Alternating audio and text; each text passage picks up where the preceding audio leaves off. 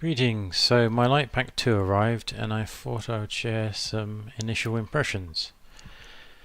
You have 1.2 meters of cable joining the Lightpack to the strip lighting, so that's something to keep in mind, that is the furthest it can be from the bottom right corner of your TV if you're thinking about putting it in a cabinet. It includes a 12 volt power adapter. It's about the width of a UK socket, and that has 1.5 meters of cable.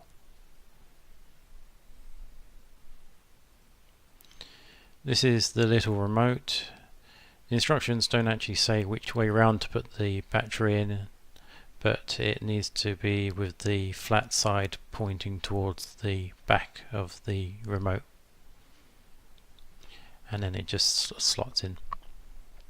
The strips actually came with the ends soldered, and so you need to cut off that soldered part. There are little lines with scissor marks showing where you can safely cut the cable to shorten it, but you just want the metallic strip parts.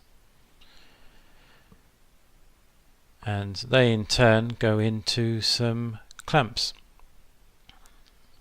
These are quite stiff, you have to raise them up almost fully so that you can actually get the strip lighting in there, and then you push it down hard and it clamps onto the metallic strips.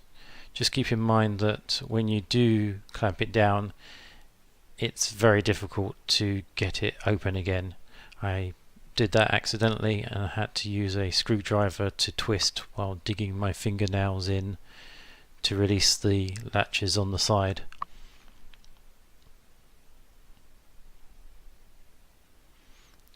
And this is what it looks like when you've actually clamped in the cable.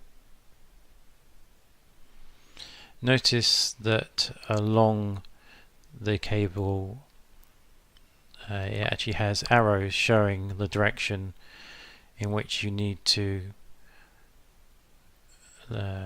clip in the lighting.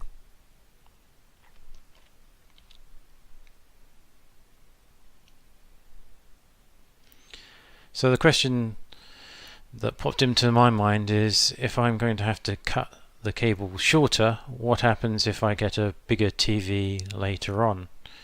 Well, included in the pack are some joining clamps so that you can rejoin on the bits that you cut off to size it for your current TV. This is showing the mood lighting. Doesn't need an input signal.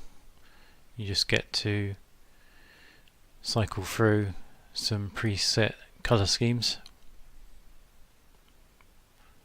Give a bit of atmosphere to your room.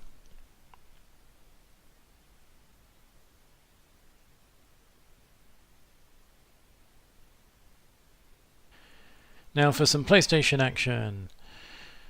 And I've just hung the LED lighting on the TV here because I plan to properly install it another day. Need to do some cable management and all that. But it's just to show how rapidly the lights change compared to the input signal as I move and look around the city, and you can see the colours are rapidly changing to match.